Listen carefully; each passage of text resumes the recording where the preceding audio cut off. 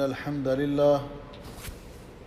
الحمد لله نحمده ونستعينه ونستغفره ونعوذ بالله من شرور أنفسنا ومن سيئات أعمالنا من يهده الله فلا مضل له ومن يضلل فلا هادي له وأشهد أن لا إله إلا الله وحده لا شريك له وأشهد أن محمدًا عبده ورسوله يا أيها الذين آمنوا اتقوا الله حق تقاته ولا تموتن إلا وأنتم مسلمون يا أيها الناس اتقوا ربكم الذي خلقكم من نفس واحدة وخلق منها زوجها وبث منهما رجالا كثيرا ونساء واتقوا الله الذي تساءلون به والأرحام إن الله كان عليكم رقيبا يا أيها الذين آمنوا اتقوا الله وقولوا قولا سديدا يصلح لكم أعمالكم ويغفر لكم ذنوبكم ومن يطع الله ورسوله فقد فاز فوزا عظيما اللهم صل على محمد وعلى آل محمد كما صليت على إبراهيم وعلى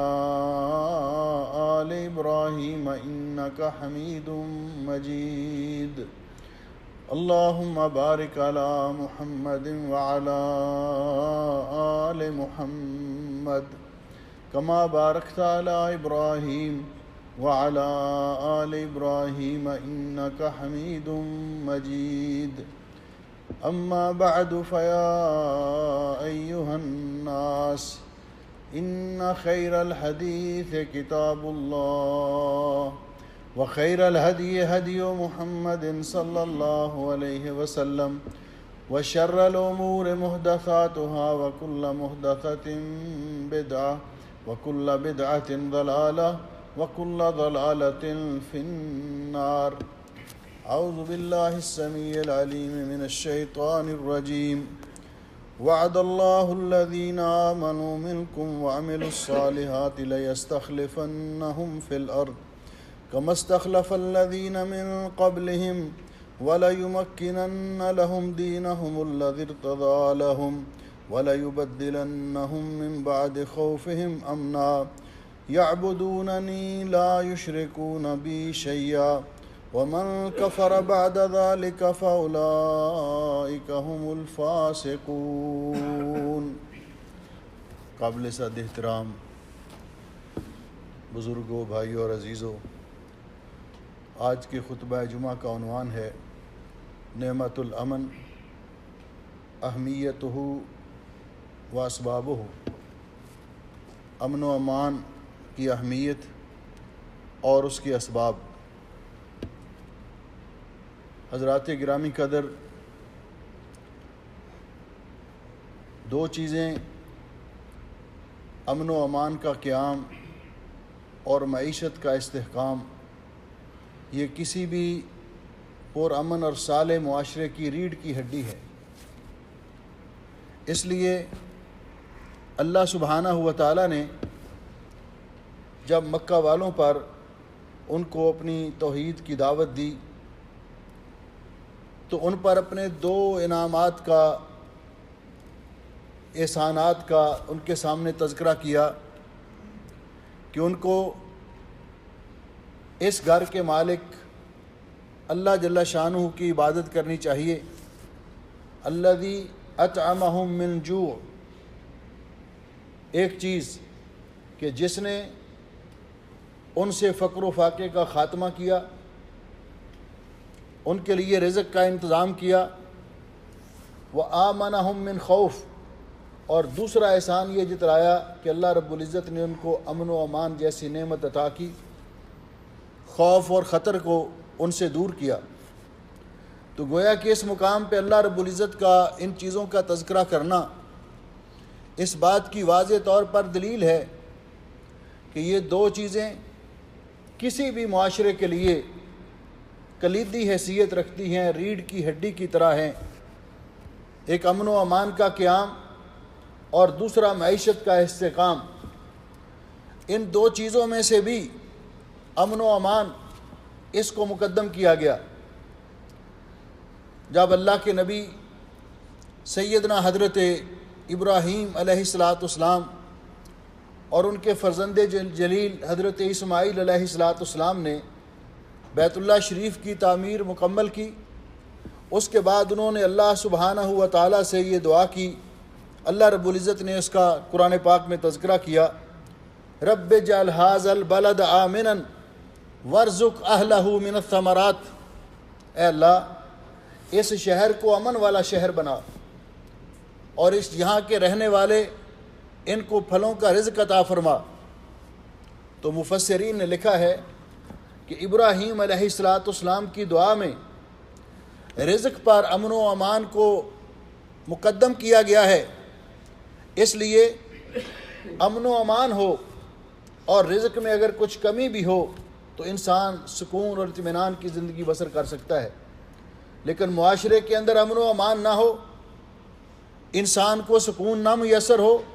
تو مال و دولت کی جتنی چاہے ریل پیل ہو وہ آدمی سکون اور امن کی زندگی بسر نہیں کر سکتا۔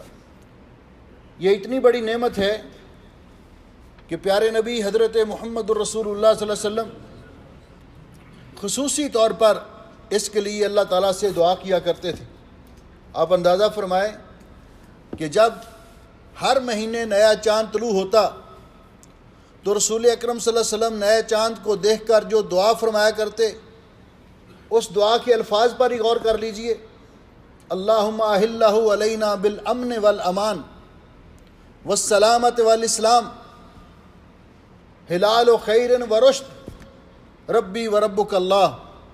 اے اللہ اس ہلال نو کو ہم پر امن و امان کے ساتھ طلوع فرما، سلامتی اور اسلام کے ساتھ طلوع فرما، یہ بھلائی کا اور ہدایت کا چاند ہو، اے چاند میرا اور تیرا رب اللہ تعالیٰ ہے۔ اور نبی کریم علیہ السلام کی یہ مشہور دعا، اس سے بھی معلوم ہوتا ہے کہ انسان کی زندگی میں امن و امان کی کس قدر اہمیت ہے۔ آپ اللہ تعالیٰ سے دعا فرمایا کرتے، اللہم استر عوراتی و آمن روعاتی، اللہم استر عوراتی، اے اللہ میرے عیبوں پہ پردے ڈال دے۔ ہمیں دعا سکھائی کہ ہم اللہ سے دعا کریں کہ اللہ ہمارے عیبوں پہ پردے ڈال دے، وہ آمن روعاتی، اور میرے دل کی پریشانیاں، خوف، دل میں جو ہر کسی خطرہ لاحق ہوتا ہے، پریشان رہتا ہے، یہ پریشانیاں بھی دور کر دے۔ اس لیے جس معاشرے کے اندر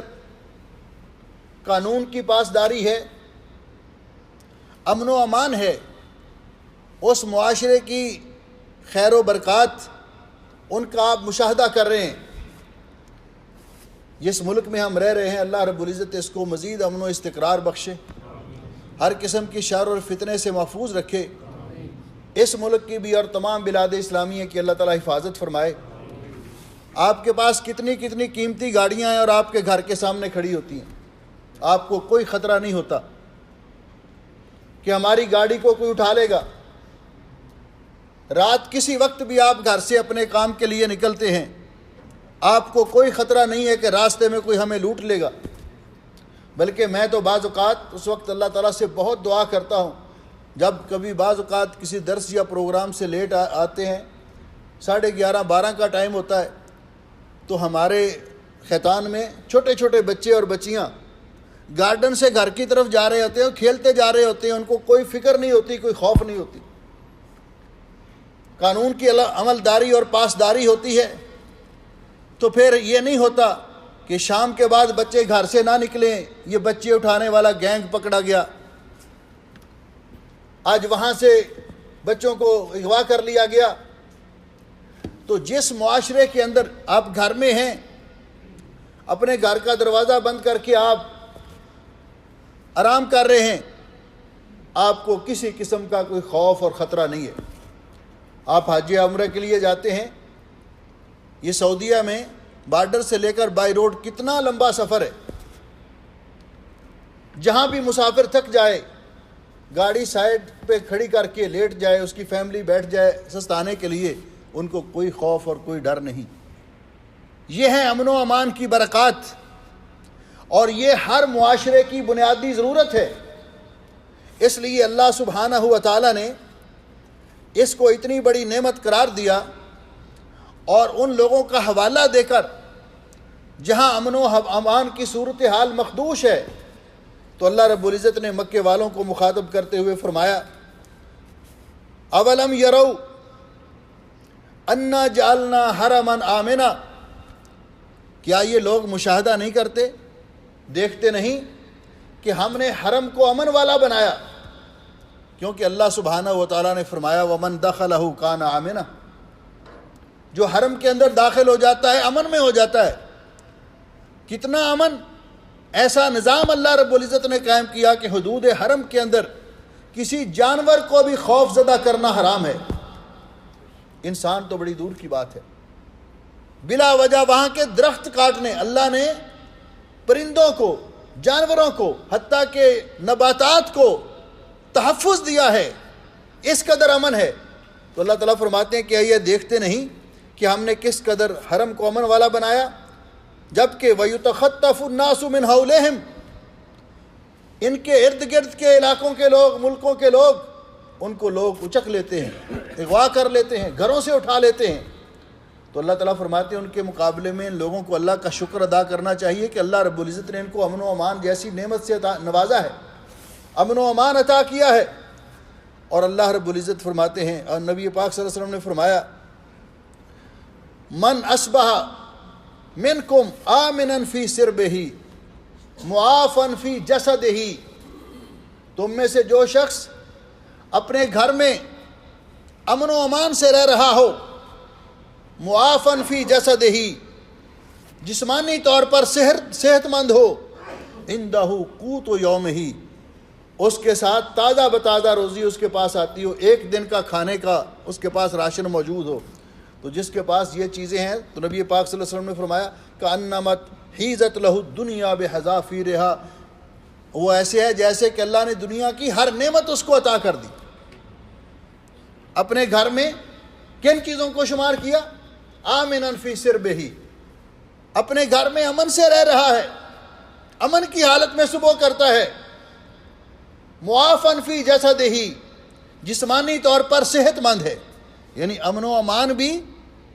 بہت بڑی نعمت, اور صحت بھی تندرستی ہزار نعمت ہے. اور وَعِندَهُ قُوتُ يَوْمِهِ, اور اس کے پاس ایک وقت کا کھانا موجود ہے. گویا کہ اللہ نے اس کو تمام قسم کی نعمتوں سے نواز دیا. یہ امن و امان اتنی بڑی نعمت ہے, اس لیے اللہ سبحانہ و تعالیٰ نے اس عظیم نعمت کے تحفظ کے لیے جو انتظام کیے, اللہ سبحانہ و تعالیٰ نے حدود و تعزیر یہ قانون بھی اس لیے نازل کیا تاکہ امن و امان کا تحفظ ہو سکے, امن و امان کا قیام ہو سکے. کوئی شخص کسی کی عزت پر, یعنی اسلام کی تعلیمات, ان کو اگر دیکھا جائے تو بنیادی طور پر اسلام کے مقاصد 5 ہیں جن کو مقاصد خمسہ کہا جاتا ہے. دین کی حفاظت, جان کی حفاظت, مال کی حفاظت, عزت کی حفاظت اور عقل کی حفاظت. یہ 5 بنیادی مقاصد ہیں اسلام کے. جب ان کا تحفظ ہو تو معاشرے میں امن و سکون ہوتا ہے. قتل کا بدلہ قتل, قصاص رکھا گیا. اللہ رب العزت نے فرمایا وَلَكُمْ فِي الْقِصَاصِ حَيَاتٌ يَا أُولِي الْأَلْبَابِ, قصاص میں تمہارے لیے زندگی ہے. کیا مطلب؟ اگر کوئی کسی کو ناحق قتل کرتا ہے, اس کو قصاص لیا جائے, سزا دی جائے, پورا معاشرہ متنبع ہو جائے گا اور یہ قتل کی ریت ختم ہو جائے گی.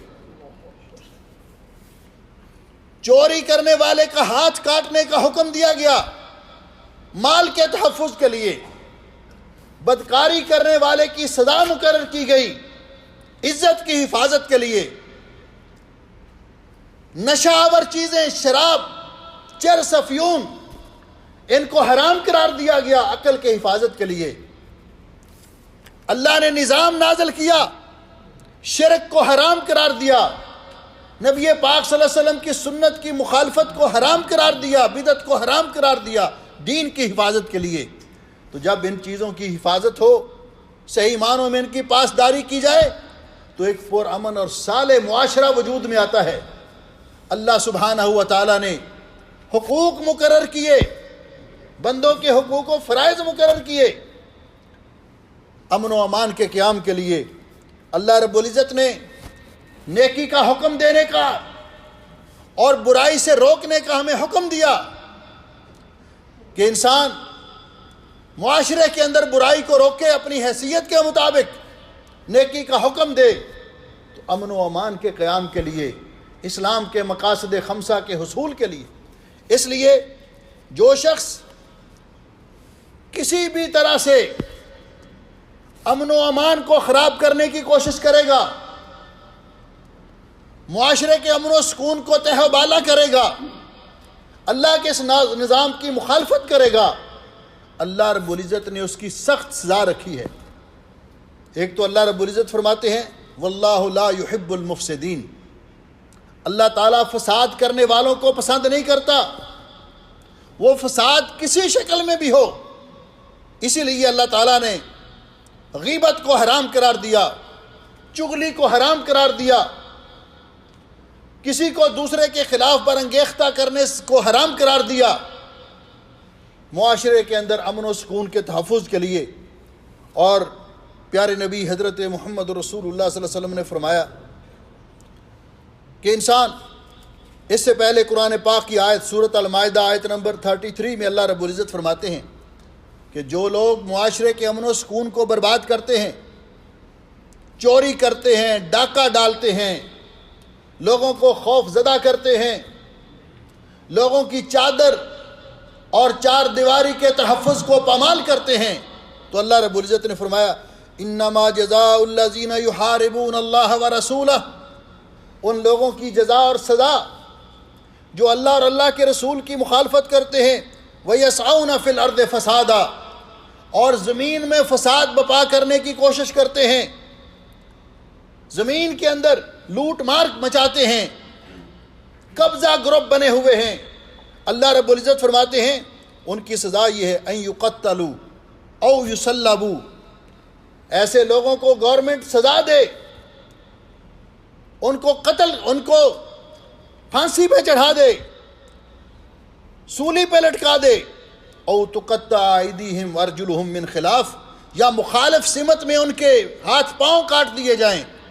تاکہ وہ یہ جرم کرنے کے قابل نہ رہیں۔ کتنی سخت سزا سنائی۔ او ینفوا من الارض، یا ان کو اس ملک سے، علاقے سے نکال دیا جائے، جلا وطن کر دیا جائے۔ ذالک لہم خزی فی الدنیا، اللہ فرماتے ہیں یہ تو دنیا میں ان کے لیے رسوائی ہے، وَلَهُمْ فِي الْآخِرَةِ عَذَابٌ عَظِيمٌ، اور قیامت کے دن ان کے لیے بہت بڑا عذاب ہے۔ جو لوگ معاشرے کے امن و سکون کو برباد کرتے ہیں، کسی طرح سے بھی لوگوں کو پریشان کرنے کی کوشش کرتے ہیں، حضرت عبداللہ ابن عمر رضی اللہ تعالیٰ عنہما فرماتے ہیں کہ رسول اکرم صلی اللہ علیہ وسلم نے فرمایا لن يزال المؤمن فی فسحۃ من دینہ ما لم یصب دما حراما، انسان اس وقت تک دین کی خیر و برکت اور دین کی وسعتوں سے فائدہ اٹھاتا رہتا ہے جب تک وہ کسی حرام خون کو نہیں بہاتا، کسی کو ناحق قتل نہیں کرتا۔ اور حضرت عبداللہ ابن عمرو بن عاص رضی اللہ تعالیٰ عنہ فرماتے ہیں کہ رسول اکرم صلی اللہ علیہ وسلم نے فرمایا لَزَوَالُ الدُّنْيَا أَهْوَنُ عَلَى اللَّهِ مِنْ قَتْلِ رَجُلٍ مُسْلِمٍ، کسی مسلمان کو ناحق قتل کرنا اتنا بڑا جرم ہے کہ پوری دنیا تباہ ہو جائے تو اتنا لاس اور نقصان نہیں ہوتا جتنا ایک مسلمان کے ناحق قتل سے نقصان ہوتا ہے۔ انسان کی جان کے تحفظ کے لیے جو لوگ انسان کو کوئی اہمیت نہیں دیتے، اور نبی علیہ الصلوۃ والسلام نے فرمایا کہ جو آدمی تین چیزوں سے اس حال میں دنیا سے گیا کہ تین چیزوں سے بری ہوگا، وہ جنت میں ضرور جائے گا۔ ان میں ایک چیز تکبر، دوسری چیز خیانت، اور تیسری چیز ایک روایت میں قتل، کہ جب تک وہ کسی کے قتل میں ملوث نہیں ہوگا، اور ایک روایت میں دین، قرض۔ تو نبی پاک صلی اللہ علیہ وسلم نے فرمایا حضرت ابو سعید خدری رضی اللہ تعالیٰ عنہ فرماتے ہیں کہ رسول اکرم صلی اللہ علیہ وسلم نے فرمایا لو ان اہل السماء والارض واہل الارض اشترکوا فی دم مومن فی دم، اگر آسمان اور زمین میں رہنے والے تمام لوگ کسی ایک مومن کے خون کے اندر، ناحق خون کے اندر شامل ہو جائیں، کسی نہ کسی طرح سے ملوث ہو، تو فرمایا لَأَكَبَّهُمُ اللَّهُ فِي النَّارِ، اللہ تعالیٰ ان کو سب کو جہنم میں ڈالے گا۔ اس قدر بڑا جرم ہے۔ قتل کرنا تو بڑی دور کی بات ہے، کسی کو تھریٹ کرنا، دھمکی دینا، نبی کریم علیہ السلام نے فرمایا لا يحل لمسلم ان يروع مسلما، کسی مسلمان کے لیے جائز نہیں کہ وہ کسی مسلمان کو خوف زدہ کرے، دھمکی دے، میں تمہیں چھوڑوں گا نہیں، تمہیں قتل کر دوں گا، میں تمہیں یہ کر دوں گا، وہ کر دوں گا۔ اتنا بڑا جرم ہے کہ نبی علیہ السلام نے فرمایا کسی مسلمان کے لیے جائز نہیں ہے کہ وہ کسی مسلمان کو دھمکی دے۔ اور دوسری حدیث میں رسول اکرم صلی اللہ علیہ وسلم نے فرمایا لا یشیر احدکم الی اخیہ بالسلاح، کوئی مسلمان اپنے مسلمان بھائی کی طرف اسلحہ کے ساتھ اشارہ نہ کرے، تلوار ہو، آج کل کے دور میں بندوق ہو، کلاشن کوف ہو، پسٹل ہو، اس کی طرف اشارہ کر کے ایسے نہ کرے۔ رسول اکرم صلی اللہ علیہ وسلم نے فرمایا اس لیے لعل الشیطان ینزع فی یدہ، ہو سکتا ہے کہ یہ صرف ڈرا رہا ہو اور شیطان اس کے ہاتھ کو آگے بڑھا دے، حرکت دے دے، اور وہ بندہ قتل ہو جائے، وہ بندہ مر جائے۔ اور یہ اس لیے کسی مسلمان کی طرف اسلحہ کے ساتھ اشارہ کرنا بھی جائز نہیں ہے۔ رسول اکرم صلی اللہ علیہ وسلم نے اس سے منع فرمایا۔ آپ نے فرمایا اگر کسی نے ایسے کیا اور اس کے نتیجے میں وہ بندہ مارا گیا فَيَقَعُ فِي حُفْرَةٍ مِّنَ النَّارِ، تو یہ شخص جہنم کے گڑھے میں جا گرے گا۔ متفق علیہ حدیث ہے۔ اس لیے میرے بھائیوں اور میرے عزیزوں، جب اسلام کے اندر ان اصول و ضوابط کو اختیار کیا گیا جو اللہ نے معاشرے کے اندر قیام امن کے لیے نازل فرمائے، تو ایسے حالات بنے، اس قدر معاشرے کے اندر امن ہوا کہ حضرت عدی بن حاتم رضی اللہ تعالیٰ عنہ، حاتم تائی کے بیٹے، یہ نبی پاک صلی اللہ علیہ وسلم کی خدمت میں حاضر ہوئے اسلام قبول کرنے کے لیے۔ تو نبی کریم علیہ السلام نے ان سے پوچھا عدی اتعرف الحیرہ، کیا آپ ہیرا کے علاقے کو جانتے ہیں؟ یہ علاقہ کوفہ کے پاس ہے، کیا آپ اس کو جانتے ہیں؟ قالا، تو حضرت عدی عرض کرتے ہیں حضرت میں دیکھا تو نہیں ہے لیکن سنا ہے اس کے بارے میں۔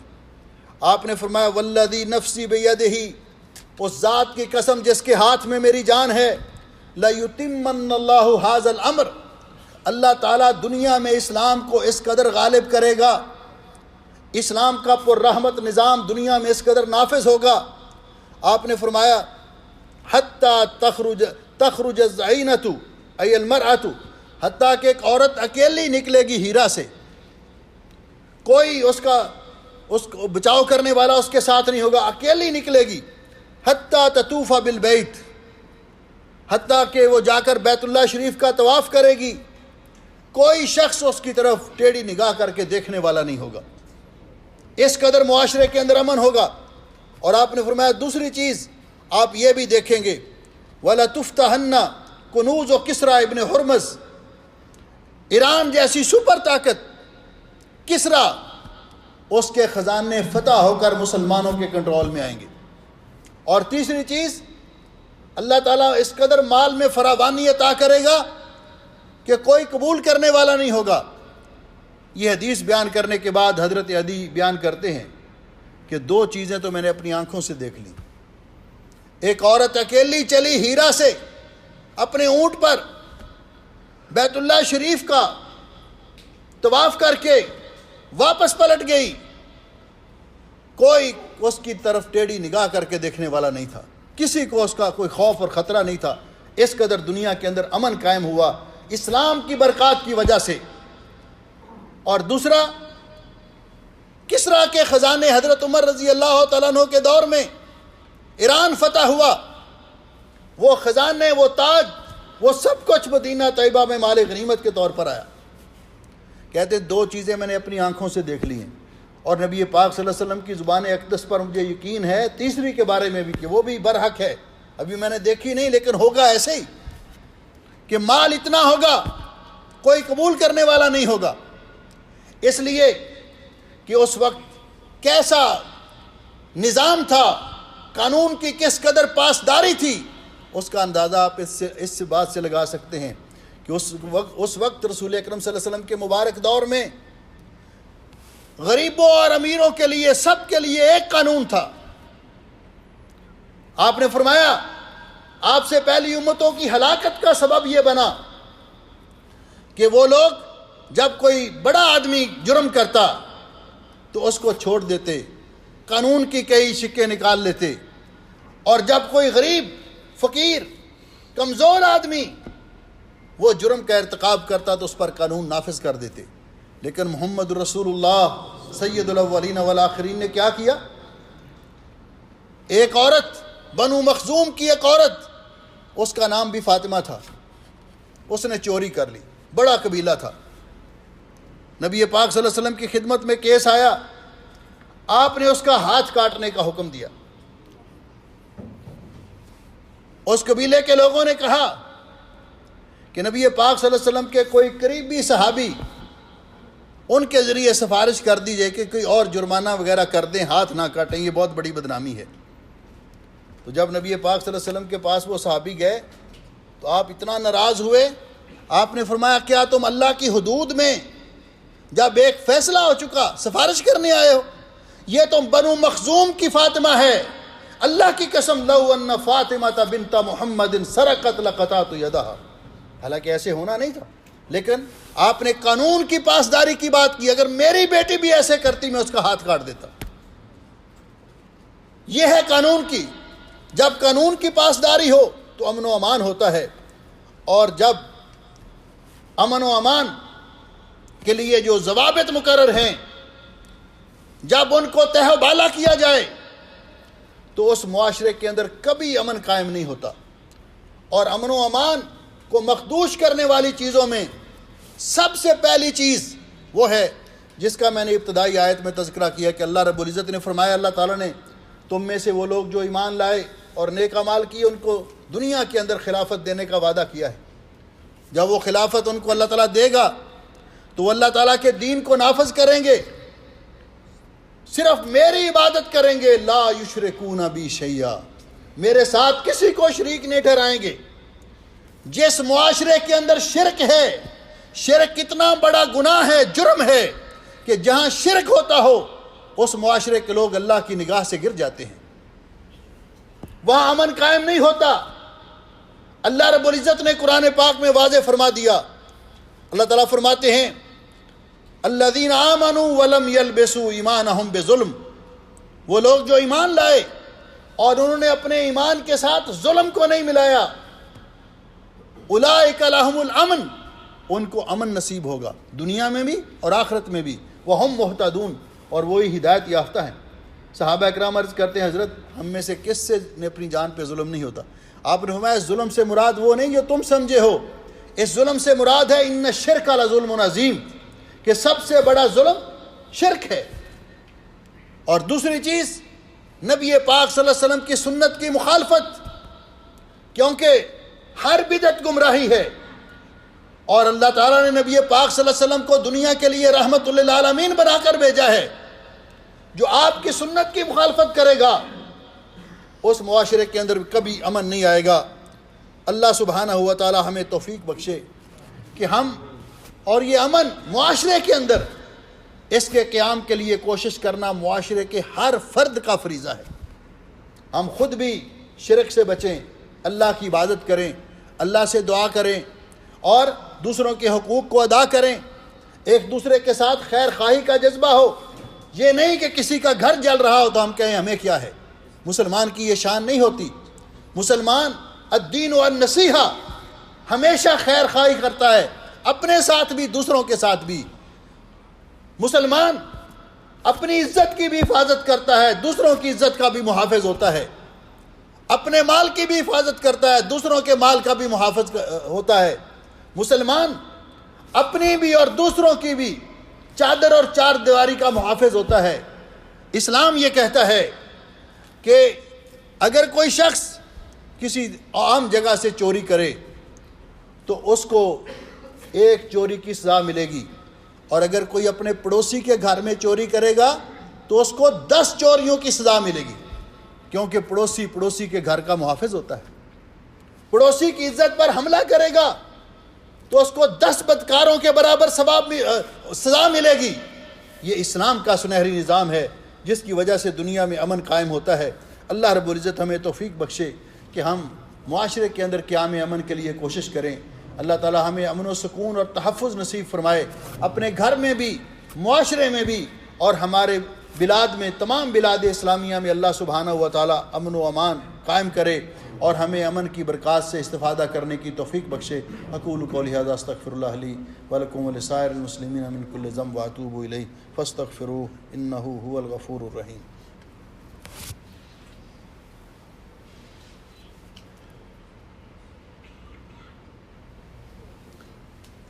ان الحمد لله نحمده ونستعينه ونستغفره ونعوذ بالله من شرور انفسنا ومن سيئات اعمالنا من يهده الله فلا مضل له ومن يضلل فلا هادي له اشهد ان لا اله الا الله وحده لا شريك له واشهد ان محمدا عبده ورسوله۔ اما بعد، محترم بھائیو اور عزیزو، اللہ سبحانہ و تعالی نے قرآن پاک میں کچھ ایسی قوموں کا تذکرہ کیا جن کو اللہ رب العزت نے امن و سکون کی دولت سے نوازا تھا، ان کو مال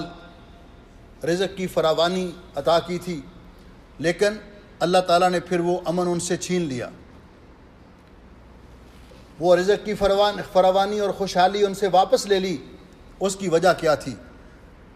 ہمیں بھی اس سبب پہ غور کرنا چاہیے۔ اللہ رب العزت فرماتے ہیں وَضَرَبَ اللَّهُ مَثَلًا قَرْيَةً كَانَتْ آمِنَةً مُطْمَئِنَّةً یاتیہا رزقہا رغدا من کل مکان۔ اللہ تعالیٰ نے ایسی قوم کی مثال بیان کی ہے جو اپنے ملک میں، علاقے میں امن و امان سے رہ رہے تھے، صبح و شام وافر رزق ان کو میسر آ رہا تھا، حتیٰ کہ فکفرت بانعم اللہ، اس قوم نے اللہ تعالیٰ کی نعمتوں کی ناشکری شروع کر دی۔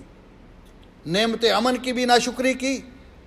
نعمت رزق کی بھی ناشکری کی، تو اللہ فرماتے پھر ہم نے کیا کیا؟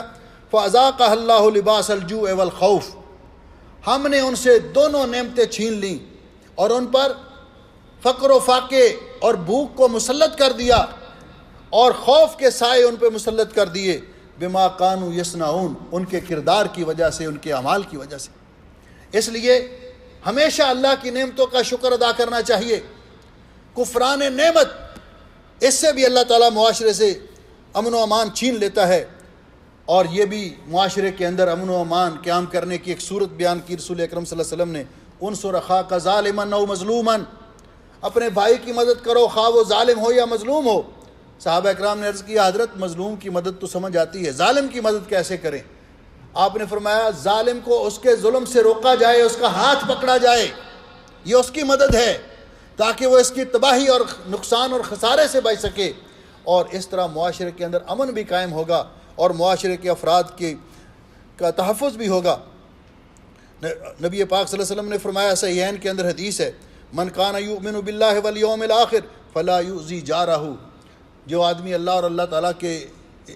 آخرت کے دن پر ایمان رکھتا ہے اپنے پڑوسی کو نقصان نہ پہنچائے، پڑوسی کو تکلیف نہ دے، پریشان نہ کرے۔ اور پھر مسلمان کو یہ بات ذہن میں رکھنی چاہیے،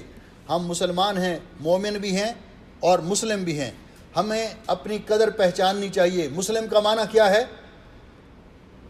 اور مومن کا معنی کیا ہے میں نہیں بیان کرتا، نبی پاک صلی اللہ علیہ وسلم کی زبان اقدس سے سماعت فرمائیے۔ حضرت عبداللہ ابن عمرو ابن عاص رضی اللہ تعالیٰ عنہ فرماتے ہیں کہ نبی علیہ السلام نے فرمایا المسلم من سلم المسلمون من لسانہ ویدہ،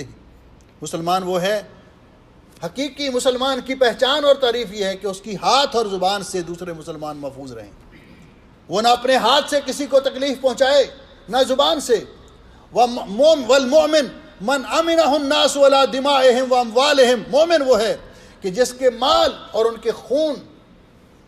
وہ دوسرے اس شخص سے محفوظ ہوں، دوسرے لوگوں کے مال اور خون جس سے محفوظ ہوں وہ مومن ہے۔ اور فرمایا والمہاجر من حجر اما نہی اللہ عنہ، اور مہاجر وہ ہے جو اللہ تعالیٰ کی حرام کردہ چیزوں کو چھوڑ دے۔ تو اللہ تعالیٰ ہمیں حقیقی معنوں میں مومن بننے کی توفیق بخشے۔ اللہ رب العزت ہمیں اسلام کا مفہوم سمجھنے اور اپنی قدر جاننے کی توفیق بخشے۔ اور اس پر عمل کرے، اور معاشرے کے تمام افراد ان کے اندر یہ شعور بیدار کیا جائے کہ وہ معاشرے کے اندر امن و سکون کے تحفظ کے لیے کام کریں۔ جہاں لالچ آ جاتی ہے، یہ پچھلے دنوں جو حادثہ منگف میں ہوا ہے یہ لالچ کی بنیاد پر ہی ہے نا۔ اور جس آدمی کو پرواہ نہیں معاشرے کے اندر، بعض اوقات کچرے کا ڈھیر پڑا ہوتا ہے کہ آوارہ منش جا رہا ہے، وہ سگریٹ پیتے پیتے اس پہ پھینک دیتا ہے، آگ لگ جاتی ہے، پوری پراپرٹی لوگوں کی جل کے راکھ ہو جاتی ہے۔ اور اس کی مثال آپ نے سنی پچھلے دنوں پاکستان میں ایک تیل کا کینٹر، آپ نے دیکھا نا وہ ٹینکر جو تھا، تو وہ اس سے وہ تیل بہنے لگا۔ ایک تو وہ لوگ، کل بھی کسی نے یہ شیئر کیا تھا، تو کسی جگہ پہ کسی کا کوئی ڈالا خراب ہو گیا اور لوگ پیپسی 7 اپ ساری ادھر کہہ رہے ہیں یہودیوں کا بائیکاٹ کرو، وہ سب اٹھا کر گھروں کے لے جا رہے ہیں۔ یہ نہیں کیفیت ہونی چاہیے۔ تو وہاں کیا ہوا، جو رپورٹ آئی تھی کہ تیل پھیلا ہوا علاقے میں لوگ لے جا رہے ہیں، اور ایک سگریٹ پینے والا اس نے سگریٹ پی کر پھینک دیے، وہ اتنی آگ، آپ کو پتا اس میں میرے خیال 300 سے زیادہ لوگ، اس وقت رپورٹ تھی کہ اس میں جل کے راکھ بن گئے تھے۔ اس لیے ہر مسلمان کو اپنے طور پر ایک تو ایسی لعنتوں سے مصیبتوں سے بچنا چاہیے، اور دوسرا یہ خیال رکھنا چاہیے کہ میرے اس فعل سے جو میں کوتاہی کر رہا ہوں کہیں دوسروں کا نقصان تو نہیں ہوگا۔ جب یہ شعور ہم میں بیدار ہوگا کہ مسلمان ہمیشہ دوسروں کی جان، مال اور عزت کا محافظ ہوتا ہے، تو معاشرے کے اندر امن بھی قائم ہوگا، اور امن کی برکات سے ہر ایک استفادہ کرے گا۔ اللہ تعالیٰ مجھے اور آپ کو جو کچھ میں نے بیان کیا، آپ نے سنا، عمل کرنے کی توفیق بخشے۔ ان اللہ و ملائکتہ یصلون علی النبی یا ایھا الذین آمنوا صلوا علیہ وسلموا تسلیما۔ اللہم صل علی محمد وعلی آل محمد کما صلیت علی ابراہیم وعلی آل ابراہیم انک حمید مجید۔ اللہم بارک علی محمد وعلی آل محمد کما بارکت علی ابراہیم وعلی آل ابراہیم انک حمید مجید۔ اللہم اشف مرضانا ومرضى المسلمین، اللہم اقض حاجاتنا وحاجات المسلمین، اللہم اغفر للمسلمین المیتین، اللہم اجعل هذا البلد آمنا مطمئنا رخاء سخاء وسائر بلاد المسلمین۔ یا حی یا قیوم برحمتک نستغیث، یا حی یا قیوم برحمتک نستغیث۔ اللہم انزل علینا الغیث ولا تجعلنا من القانطین، اللہم انزل علینا الغیث ولا تجعلنا من القانطین، اللہم انزل علینا الغیث ولا تجعلنا من القانطین۔ ربنا آتنا فی الدنیا حسنہ وفی الآخرۃ حسنۃ وقنا عذاب النار۔ سبحان ربک رب العزۃ عما یصفون وسلام علی المرسلین والحمد للہ رب العالمین۔ صفحہ درست کر لیں۔